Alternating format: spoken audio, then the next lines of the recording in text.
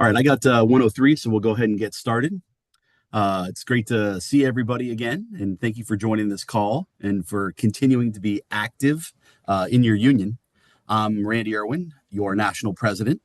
Let me just say it is a tremendous honor to represent you and to fight for you every day. First off, I want to thank all the dues-paying members of this union for joining us on the call today. It is only dues-paying members that make our fight possible, so thank you all. I also want to thank all the national, local, and council officers, stewards, and other leaders that are on the call.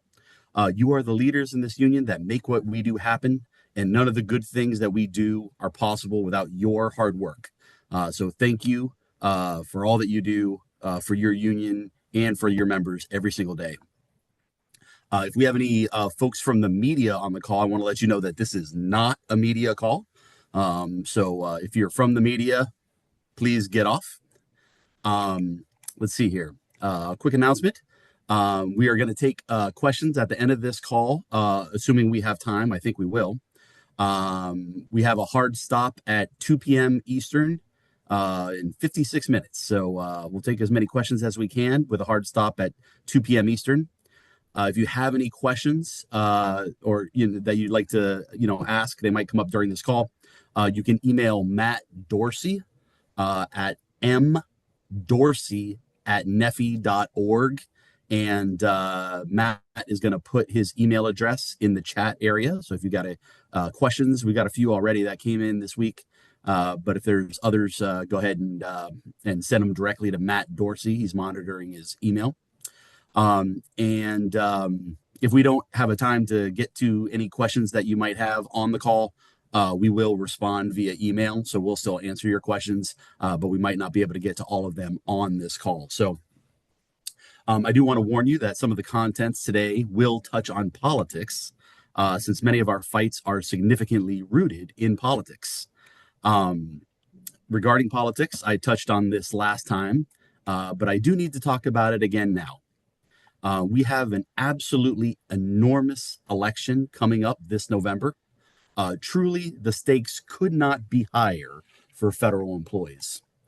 If the leadership we currently have in Congress continues, okay, if we see the same kind of policies and the same kind of agenda that we have seen in recent months, with the attacks on federal workers coming from all sides, with virtually no oversight of the current administration, with agency leaders being permitted to do all they can to get rid of workers, with the missions of critical federal agencies being allowed to be undermined by Congress. If this continues as it has, federal employees will be in for a world of hurt in the coming years. As bad as things have been for federal workers since the start of 2025 last year, I cannot imagine what the world for America's dedicated civil servants will look like if current leadership in Congress is emboldened by electoral wins this November.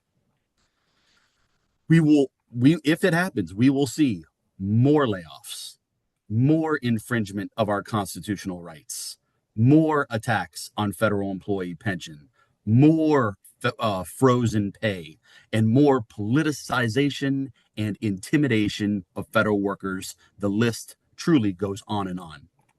Believe me, folks, we do not want to wake up on November 4th, the morning after Election Day, and see those who hate federal employees doing a victory lap. Out there, winning, if they win, hatching new schemes that undermine you and the ability of our federal government to do the critical business of the American people. So between now and then, act as though this is the most important election of your lifetime, because I believe it is. Every member of the U.S. House of Representatives will face re-election. There will be 35 Senate seats contested. So both the makeup and the leadership in both the House and Senate will be contested this November. Not to mention countless new gubernatorial elections, state attorneys general elections, state legislature elections, local elections, on and on. The stakes are absolutely huge. It is essential that all NFFE IAM members be engaged in this election, especially our leaders. This is the time when we must hold our elected leaders accountable, and it is essential that everyone vote first and foremost. It is also imperative that we get engaged and donate some of our time, maybe some of our money, to get candidates elected that support working people and federal employees. We're not going to tell you who to vote for, but we do need to elect the kind of the elected leaders that support working people and federal employees. We cannot have a governing majority of elected leaders that disrespect federal employees the way that this president has, the way that this Congress have, and so many others. Now, I want to make it clear that this is not a partisan message. NFFE prides itself on being able to work effectively with all elected leaders, regardless of their political party. We are the most bipartisan union you will find anywhere in America. We have true friends on both sides of the political aisle, and our ability to get things done for our members while either party is in power clearly demonstrates that. NFFE calls balls and strikes fairly and consistently. We have for decades, and because of that, we have real bipartisan credibility. But we must get involved and support those that support us and hold accountable those that do not. So please get involved this election season. So I want to talk a moment about NFFE's 2026 legislative week coming up in just a few weeks, June 22nd to the 26th in Washington, D.C. I hope that every NFFE local and council are sending folks to Washington that week. We aim to have hundreds of NFFE IM members on Capitol Hill that week, meeting with lawmakers and moving forward our legislative agenda. Given all that federal employees face, there has never been a more important legislative conference to attend. Now, even if your local can't send someone to Washington, you can and should visit the district offices to relay our messages on critical legislation. Please try and do that if your local is unable to participate in Washington. But again, I just have to say it's, always a great week, and really looking forward to legislative week. See, it also happens to be the biggest gathering that we have in any non-convention year. That's the biggest gathering of NFFE IM members that we have. So it's always great to see so many friends. So let's talk about some of the continuing battles that we have with the Trump administration. I'm sure most of you have seen the latest garbage coming out of OPM just the last few days. Now they want all current and prospective federal workers to sign non-disclosure agreements and or NDAs as a condition of employment. This is clearly yet another baseless threat to intimidate federal workers, designed to muzzle employees and further politicize the civil service. Federal workers should never feel discouraged to report fraud, waste, abuse of power, and other misconduct that is seen sometimes at federal agencies. In our view, agreements that suppress lawful disclosures, shield wrongdoing, and violate employees' statutory rights serve no legitimate governmental purpose and are legally suspect. We believe the administration is using this sweeping NDA proposal to instill fear in public servants for speaking out about injustices. If this rule is imposed, it would cast a chilling effect across the entire federal workforce. We are going to fight it vigorously. NFFE is opposed to this rule, and we will fight it and do our very best to ensure that it is never implemented. Okay, I want to talk about some of our lawsuits real quick. Some of you may remember that during Trump's first term in office, NFFE led a coalition of unions that sued over Trump's 3 illegal executive orders undermining federal unions. This was back in 2018, I believe. This lawsuit was a major undertaking, and litigation served its purpose of delaying the worst of what the administration was trying to do regarding collective bargaining in the federal sector, undermining unions in the federal sector. That was a really big deal, but it was just one lawsuit.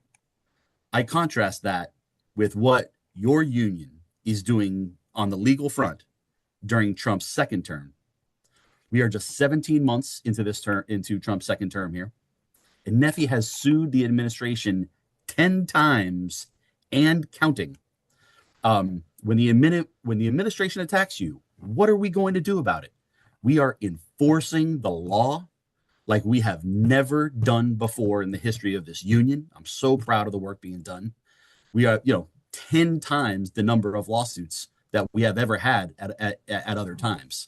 I want to give some huge props to Yvette Piacek, who you can probably see here on the screen, our general counsel, and our entire legal team for managing such an incredible workload on behalf of NFFE IAM members everywhere.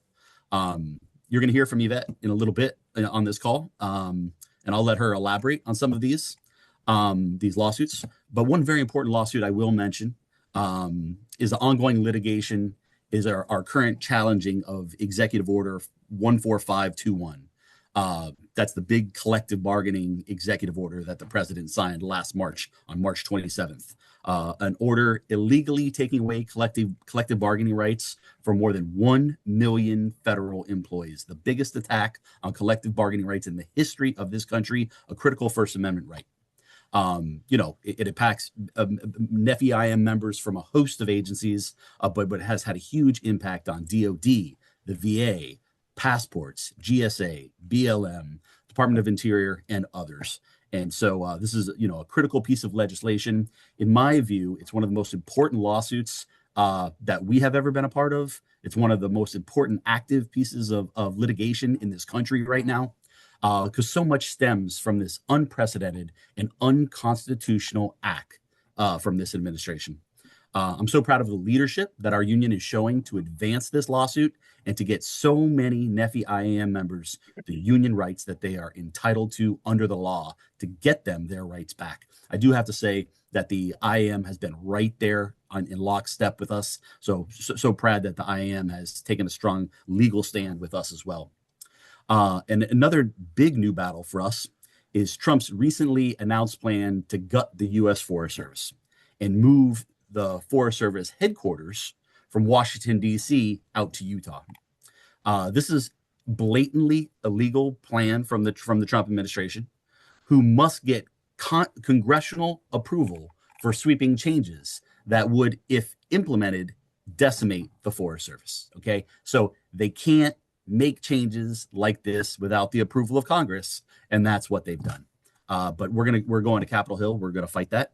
I'm so proud to say that NFFE is leading the fight to stop the Forest Service from adopting these catastrophic changes that will end the Forest Service as we know it in this country, and ultimately will lead to privatization of the American people's lands, and those lands being exploited for private interests. Nobody in America wants to see the Forest Service decimated. It is a beloved agency, and our public lands are so critical to our quality of life in this country. We simply cannot allow this to happen, and we will not stand for it.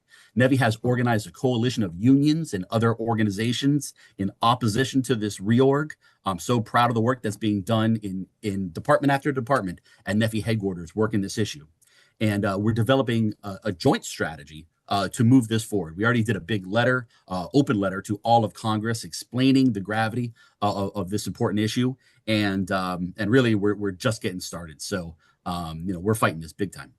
And so we will be calling on a strong bipartisan coalition of lawmakers with whom we already work closely to demand that these plans be scrapped.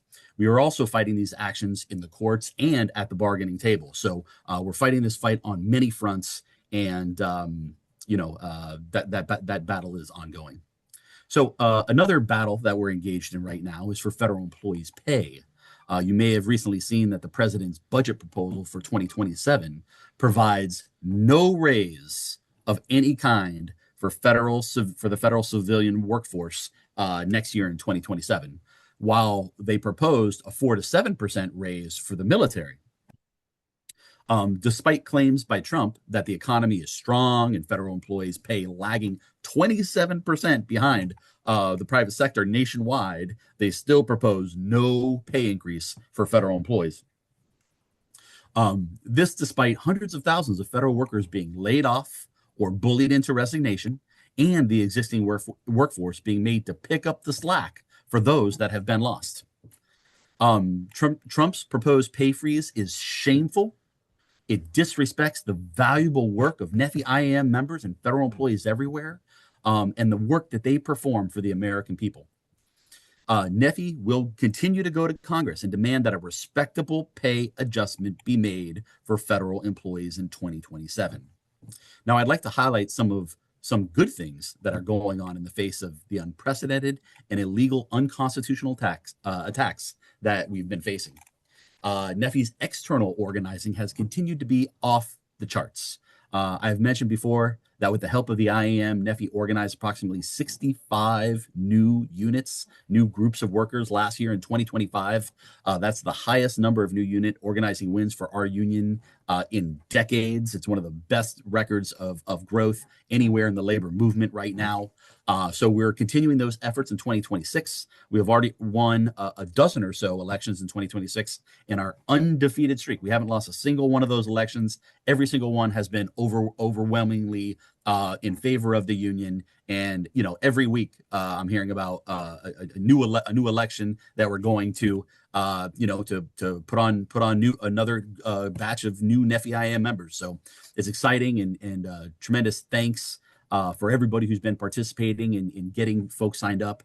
We've also done very well continuing to main membership at existing units. So we've done, it's been hard to get on facilities, and we've had some real limitations because of these executive orders for internal organizing. But everywhere where it's possible, internal organizing has continued to be strong. So thank you for everybody who's, putting in that extra effort to maintain and grow membership during these really, difficult, challenging times. Thank you all so much. And want to give a special props out to Andy Vanderhule, our organizing director, who's doing a tremendous job for everybody. If you want to do some organizing at your local or your council, please get a hold of Andy, and he'll connect you and help get some organizing activities set up. And of course, the IAM organizing department has been really helping us out a tremendous amount as well. So thank you to the IAM for all the help on that front. Okay, so let me turn the floor over now to Steve Lenkart, our executive director, who's going to talk about all of our legislative battles in 2026. Steve, take it away. Thank you, Randy. Good morning and good afternoon to everyone. If you've been following the news, it's pretty hard to miss that Congress is a pretty messed up place right now. You have a lot of fighting going on between rank and file and Republican leadership in both the House and Senate, which is causing problems. And you have the White House that is putting a very heavy hand down on congressional Republicans to do certain things and not other things, and that's creating a problem for those running for election in a few months. A lot of rank and file folks believe that they don't have much to take back to voters, and those who are in swing districts or in risky districts are very concerned about their reelection because they just don't have that much to give. So to show for the work over the past 18 months. So we're, of course, taking advantage of that, and we're putting different pieces of legislation forward that if those in those kinds of districts are worried and want to get in some legislation that will get you some votes, especially from moderates or federal employees and Democrats, please jump on. So we've been working that as much as we can behind the scenes. Other things we're working on is, of course, trying to reinstate our collective bargaining rights that were unlawfully taken away from us by the president. That's the Protecting America's Workforce Act that passed in the Senate, passed in the House last November. And we had about 20 Republicans cross over, and now we're working on the Senate to get it through there as well, too. It is the appropriation season and NDAA season, National Defense Authorization Act, as well as other authorizing bills. And we're looking for opportunities in all those, as we normally do, to get things passed. I don't go into too much detail on these phone calls because this is a public phone call, and this will be on YouTube later on. So the bad guys do watch. They do chime in to see what we're talking about. So we can't give away too much on these calls. But we are busy bees behind the scene, and trying to finish up this year with some wins for us. If nothing else, at least control some of the bleeding that's happened under this administration. So as Randy mentioned, we have a coalition forming of union and many outside external non-union sources They to work on the Forest Service dismantling, as we're calling it, not so much a reorganization as it is a dismantling. Republicans have been very silent on this, even though NFFE worked very, very hard for this appropriations year to make sure that there's very specific language. Really, it's overboard language prohibiting any kind of reorganization or anything that looks like a reorg at any scale within USDA and other departments as well too. But this administration has thumbed their nose blatantly at the law, and they're moving forward. So now we're trying to mobilize Congress and get them to do something to enforce their own laws. And we have good recognition from Democrats. As a matter of fact, there was a House and Senate letter sent to the administration to say this has to stop. This is illegal. And we're going well beyond that to pressure Republicans from the grassroots level and from the state level in their own states and in their own congressional districts, especially those who have national forest properties located within their districts that your constituents, they're hunting, they're recreational, their campgrounds, the places where they take their families every year, they're going to disappear. And a fence is going to go up and it's going to belong to some private entity that was given through a transfer from the state to this private entity, and that'll be it. And you're going to be out of all the things you love to do and the places you love to do them. So it's more than just us. That are involved in this. So we're trying to get those other groups together and say, knock it off with the illegal dismantling of the Forest Service and certainly parceling out any federal lands, which the president can't do. That has to be an act of Congress. That's in the Constitution. So in addition to that, there are other agencies, Corps of Engineers, USGS, that are also suffering, and others suffering from potential relocations or office closures. And we're working with Congress on those specific offices as well. So it's not just USDA Forest Service. I wanted to mention that we have a nephew member running for Congress. He is a former wildland firefighter for the Forest Service, Sam Forstag, Forstag. So if you Google Sam Forstag, please don't do it from your work computer right now. But do get to know him and send him a note of support. Sam quit the Forest Service to run for Congress a few months ago, and we have been supporting them, and IAM has been supporting them, and we've been very vocal through our coalition, the coalition of 41 federal unions that we run, for support for him as well too. So he will be happy to hear from you. And especially if you are in Montana, that is definitely somebody you want to pay attention to. So please look them up. And the last thing I'll mention is Ledge Week. We have a Ledge Week coming up in a couple of weeks. And as Randy said, it is critically important, Ledge Week. If you can send anyone here, please do. We will have the ledge sheets done sometime next week, so they'll be online. You can take a look at what we're going to be saying during Ledge Week. And as Randy said, if you can't make it here, it is extremely valuable to visit your congressional offices at home, your Senate offices, whether they are Democrat or Republican, doesn't matter. You're a constituent, you work there, they're going to take the meeting and go on there and speak kindly and politely, because remember, lobbying is about long-term. If you ever have my class at W3, it's about establishing long-term relationships. It's not about going in there yelling at people or telling them what you want. It's about establishing relationships. So we certainly have enough information for you to take and fill a 20-minute meeting with a staffer, but please consider doing that at your congressional offices and your two states senators as well too. And with that, I'm going to turn it back to Randy. Thanks, Steve. Appreciate you. All right. Next up is going to be our general counsel, Yvette Piacek, who's going to give you a rundown of NFFE's legal activities. Take it away, Yvette. Thanks, Randy. Hi, everybody. The legal department has been the busiest we've been since last spring, this last month. So like Randy said, we've got 10 lawsuits and counting. Here are some updates on the most critical cases.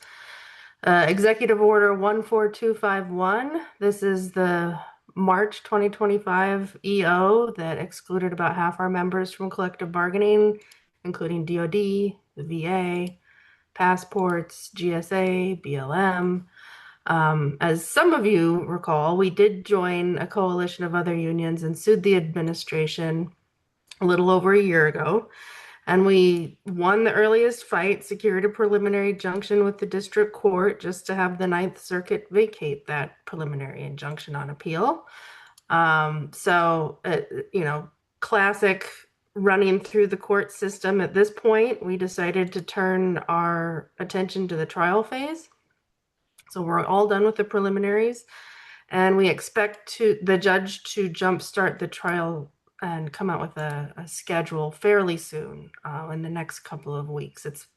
That would just be a preview of where we go from here in terms of discovery and motions, and setting a trial date. It's possible that we get a trial date set for later this year, more likely early 2027, but stay tuned. That trial will be moving pretty soon. So we could easily end up before the Supreme Court in this case, so we're very mindful of that as well. As a result of that executive order, several things happened. We had contracts canceled. We filed grievances from the NFFE National Office. Anywhere there was a contract canceled, those grievances are being held in abeyance until our trial can occur and we get a judgment. We'll reactivate those grievances when the time's right, after the court case is resolved. DOD had canceled contracts last time we had a call. That was just happening. And as you know, there was a memo that came out in mid-April from Secretary Hegseth canceling the agreements. Since that has happened, I've been in numerous conversations with our coalition of fellow unions about options for litigation. As of right now, it looks like we'll likely join on a lawsuit with other unions in the next month or so, but it's still very much being assembled. So I'll keep you posted on that one as well. So let's turn to the Forest Service. The large reorganization was recently announced, as Randy mentioned, and Steve mentioned. The announcement said that there would be about 6,500 employees impacted, but we think that this level of dismantling has an impact on the entire Forest Service one way or another. We are in negotiations actively with the agency right now. I'm at that table. Keep in mind the agency may not implement any of their plan without going through the union first. It's illegal if they don't. It's called an unfair labor practice. And we intend to enforce it and file a ULP if needed, but so far so good. We have been making some progress in bargaining, securing various protections, benefits, additional rights for our Forest Service siblings, but make no mistake, this is a difficult topic to bargain. The agency doesn't have a finalized plan announced yet, so we're doing the best that we can with the information we've received so far. We expect to continue negotiation through next week for sure, and potentially longer into June. And the bargaining is going to take as long as it takes. There's lots of nuances to bargaining, so we'll see what happens. So thanks to those of you that took the survey at the Forest Service, the survey that the union sent out. Your answers are super helpful and have been very supportive as we're developing our proposals. And thanks to all of you who are working hard to get your coworkers to join the union and get engaged in this fight. Your union dues help support our future lawsuit. So it's really important. There's never been a time like this where federal employees are under such relentless attacks, and jobs are literally hanging in the balance. And this is why you have a union, to stand a fighting chance. And we still have thousands of employees at the Forest Service who are eligible to join the union and haven't. So don't assume that everybody is connected to NFFE as a dues-paying member, because most still aren't. So I am counting on all of you to continue to ask your coworkers to join NFFE. Check to see if they're in NFFE, see if they're paying attention to what's going on and if they're plugged in. Quite bluntly, we cannot get what people want and truly need without the support of all of you dues-paying members. So please remember to ask everyone you work with, make sure they're on the good side and they've joined the union. So back to the Forest Service lawsuit. I've been having a lot of meetings, and I will be having even more. We're still exploring all our options when it comes to litigation on this dismantling. The coalition that Steve and Randy mentioned is still coming together. So your leaders up here at NFFE have been working really hard to build that coalition. And my goal would be to bring those folks in, not just in grassroots mobilization, but also to potentially join us in a lawsuit. And that would be our best possible move forward there. So stay tuned on the lawsuit. Let me touch just briefly on what some of the other things we've been working on this last month. The administration proposed several anti-employee regulations.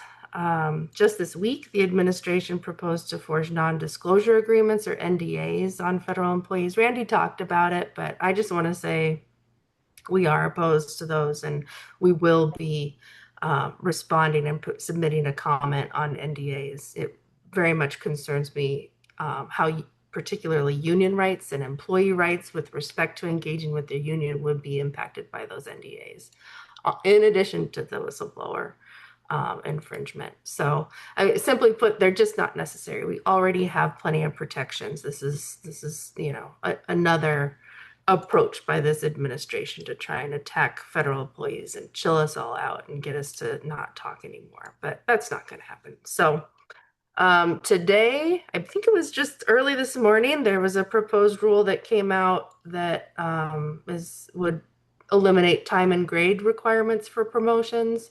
I also have some thoughts about that, so we're going to put in a comment about that. It sounds good on its face, but when we really think it through, it's another way to undermine merit in the government. And I have grave concerns about how we would protect people who don't get the benefit of, a promotion and aren't treated right, if we don't have these objective things in place to make sure that people do have a path to promotion and a career ladder that is not subject to political whim or favoritism. So the Easter message. So we did file a lawsuit against USDA over a message the secretary sent to all the employees on Easter.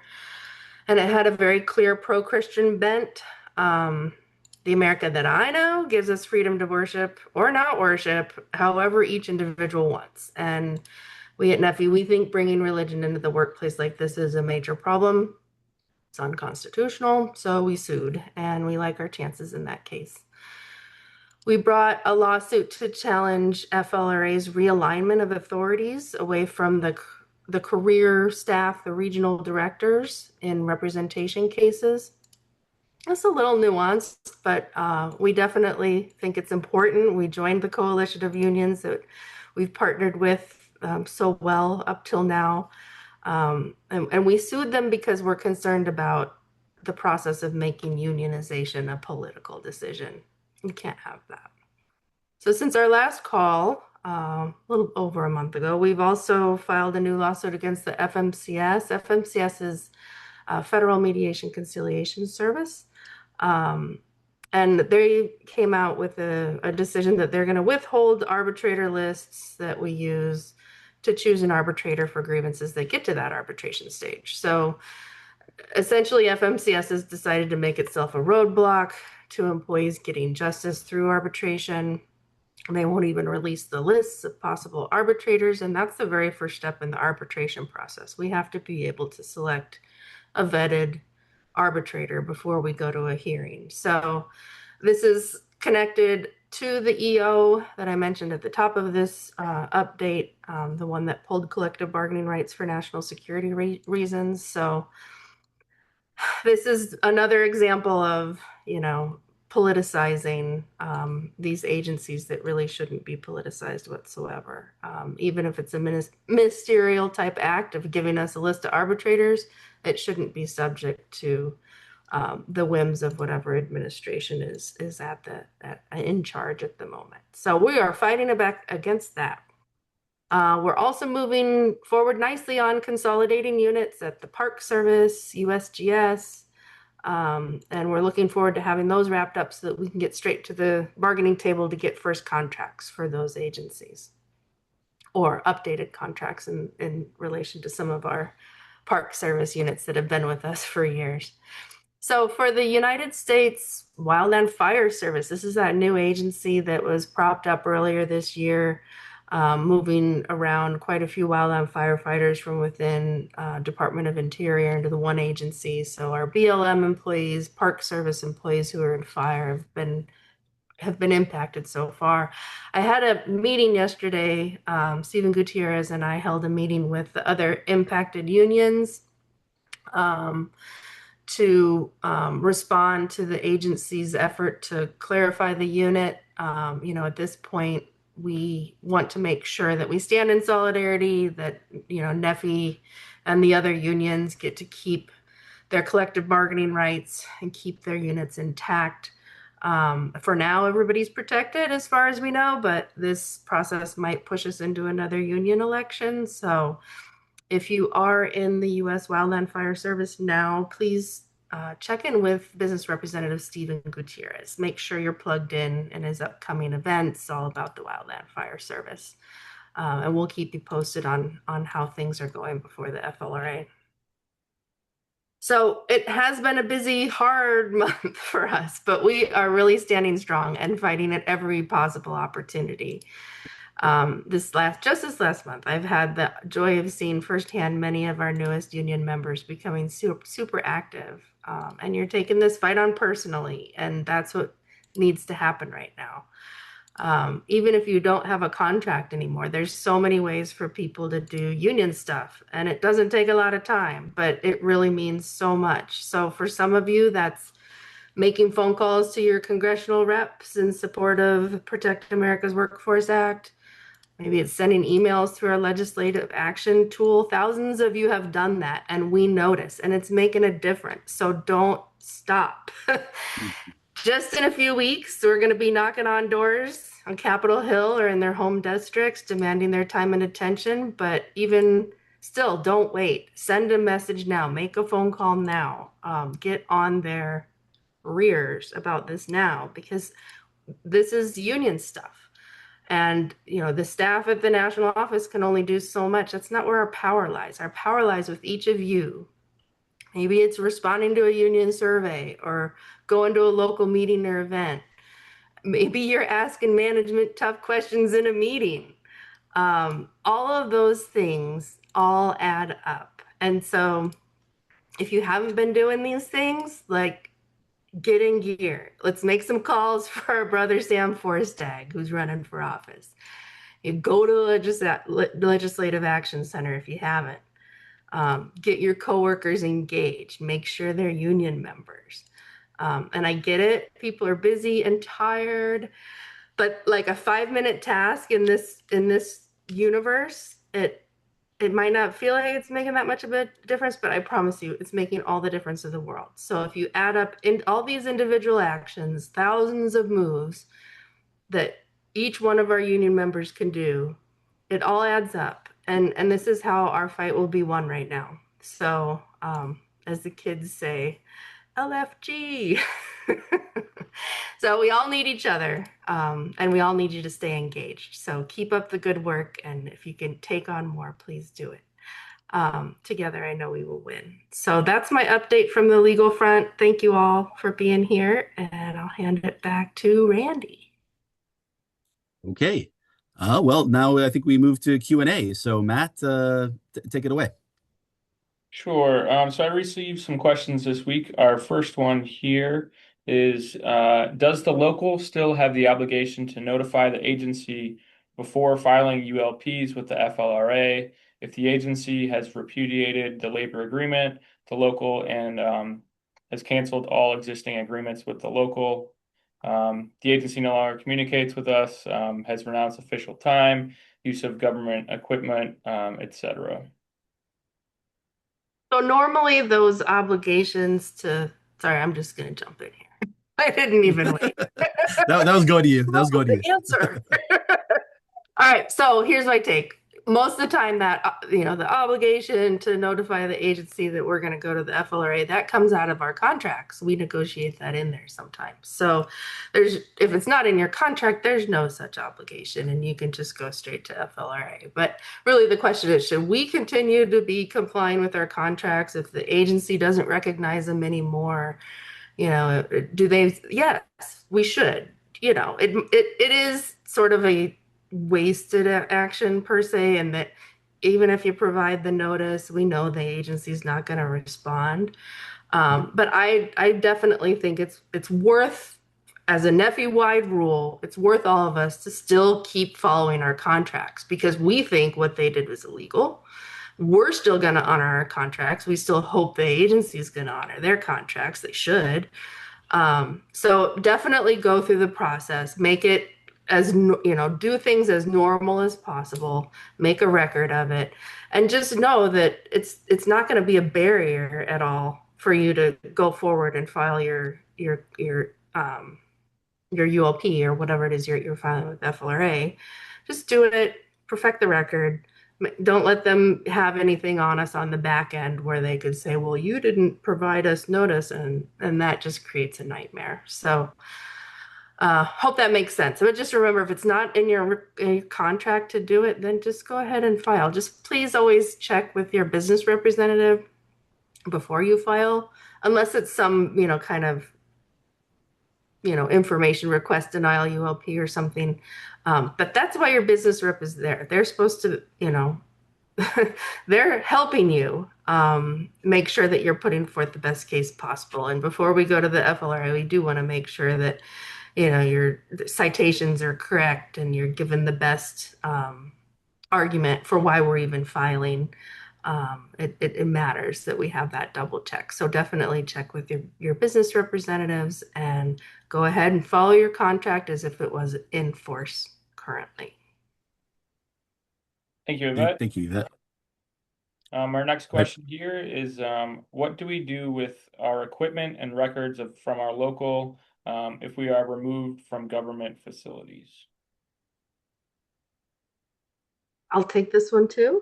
This is another one where I think you should talk to your business rep about, specific hurdles that you might have with that right now, different ideas. But I think, it's okay to often locals have rented storage space for the time being to keep things secure and protected, but definitely work with your business rep to figure out what works best for you. Sometimes storage facilities can be expensive and we're aware of that. Our main goal with all of that is just to make sure that the equipment is protected against theft or tampering. We don't want to leave it in anywhere where management could get a hold of it at this point. So yeah.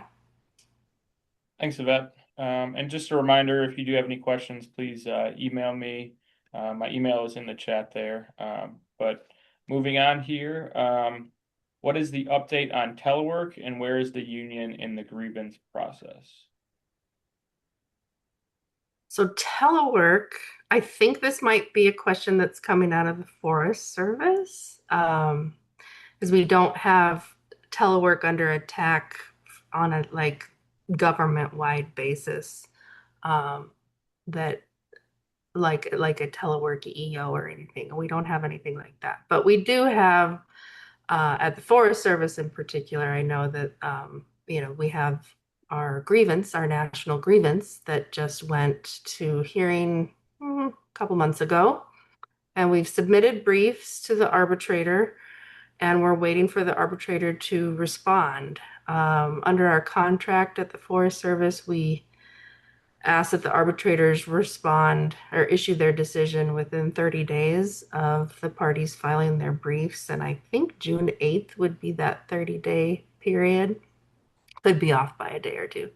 But that might be a good marker in your brain for when we might get the decision. But also keep in mind, we can't really enforce those deadlines against arbitrators.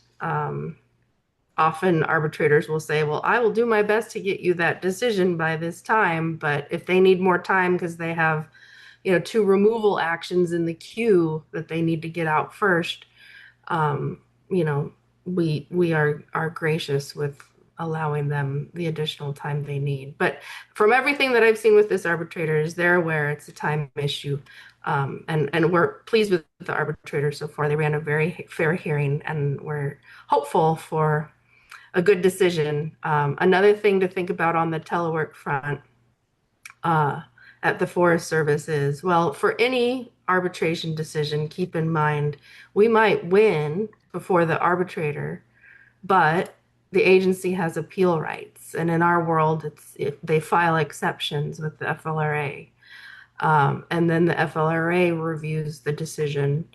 And so just because we might, just like with our federal court case, we might get an early win, but the process, the legal process still has to go forward, and the agency has rights to appeal. And so we, even if we win now, the agency might not implement that decision. And I know on recent staff calls, they've indicated as much. So the fight continues, but certainly we would have opportunity to have our say at the exceptions stage. We would file a reply, opposition to the exceptions, make all of the arguments. And then after, because our telework grievance, I don't think includes a ULP, I'm pretty sure that after the FLRA decides, that might be the end of the road on that one. So we could be looking at, late in the year that we finally have final resolution on telework at the Forest Service. Thanks, Yvette. So that concludes some of the questions I had that were more appropriate for the general audience. Some of the questions I received were more individualized to your local or specific employees. But if you do have any more of these broad questions that could apply to everyone, please feel free to email me, and I will keep an eye on my email right now. Well, if we don't have any by now, Matt, I think we're done. So I'll just wrap up. Yep. Everyone, thank you so much for being on the call today. Thank you for your membership, your leadership. Thanks for being a part of this historic fight. Again, legislative week coming up in just a couple weeks. Can't wait to see so many of you that are going to be coming to Washington. We got a really important work to do that week. But thank you all. Stay strong. We'll be talking to you soon. Thanks for all you do every day. Bye, everyone.